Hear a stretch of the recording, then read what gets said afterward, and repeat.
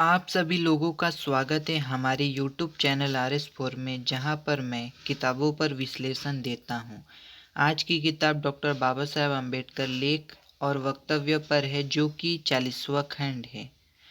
इस वीडियो में हम कार्यकुशल ना भी हो तो चलेगा, लेकिन लोग निष्ठावान होने चाहिए, इस विषय पर चर्चा करेंगे और यह पार्ट 3 है।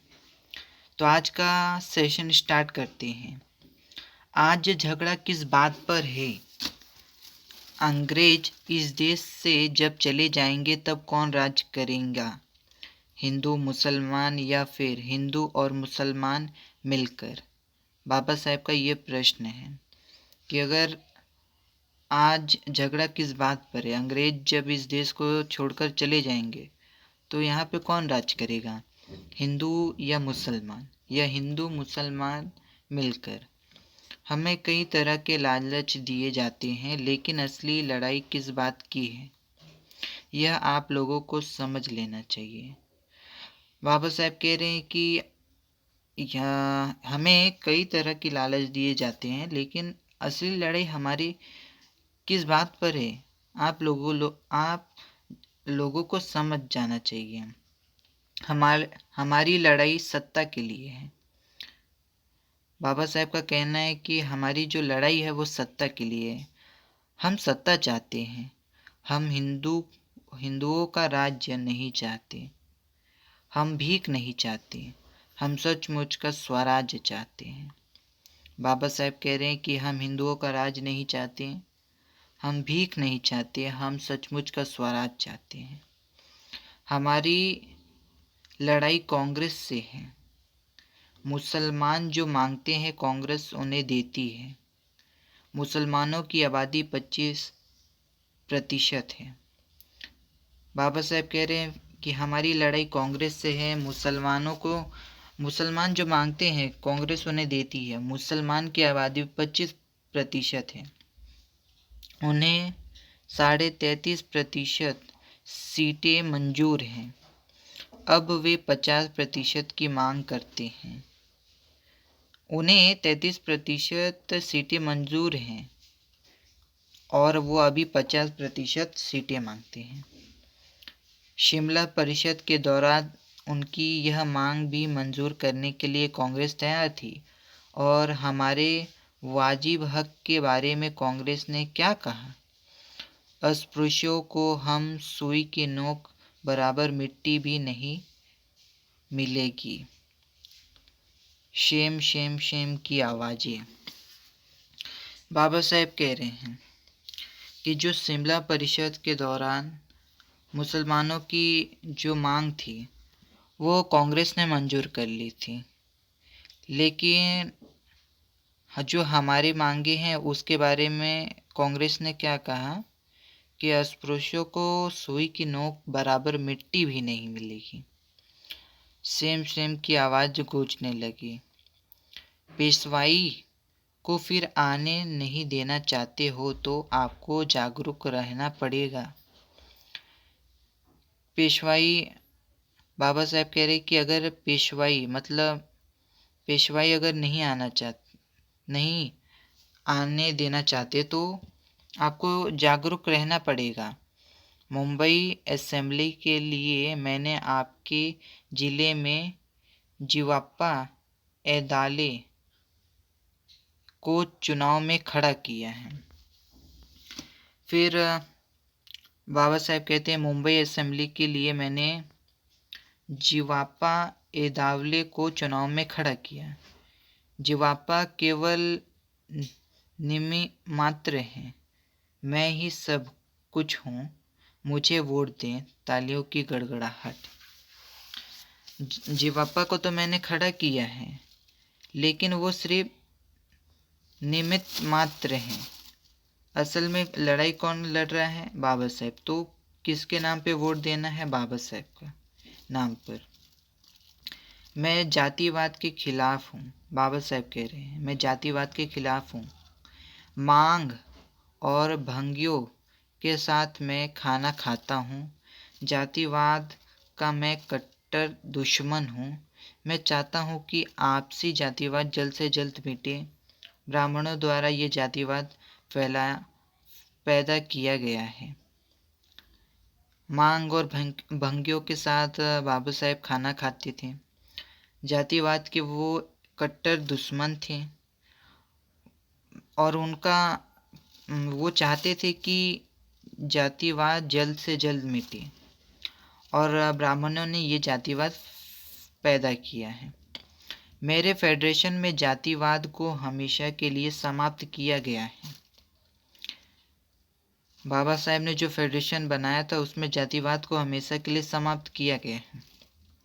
मांग, भंगी, चमार आदि सभी के साथ मैं समानता से पेश आता हूँ। महार जाति में पैदा हुआ, यह मेरा दोष नहीं।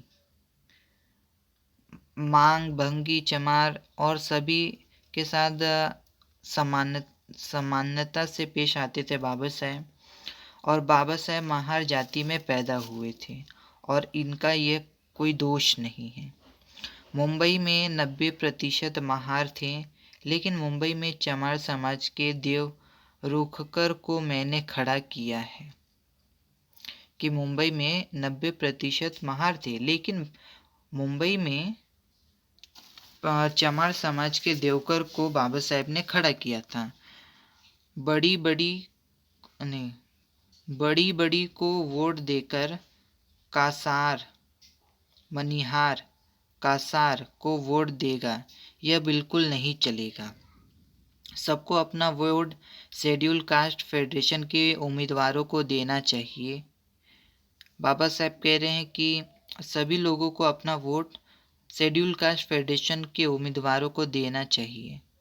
दूसरा उदाहरण, नासिक में 90% महार हैं, लेकिन वहाँ म्यूनसिपाल्टी चुनाव में भंगी को खड़ा किया, महारों ने उसे जिताया।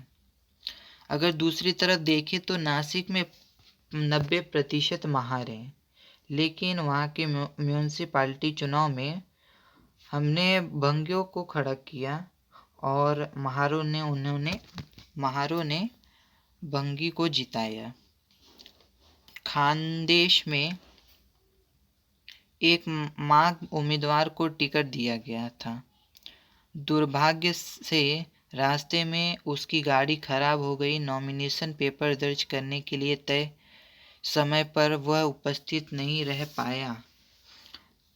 2 माह पूर्व अपने 30 छात्रों को उच्च शिक्षा के लिए विलायत भेजा। उनमें माघ, चमार, ढोर और भंगी भी हैं। मैं जातियों के बीच भेदभाव नहीं करता।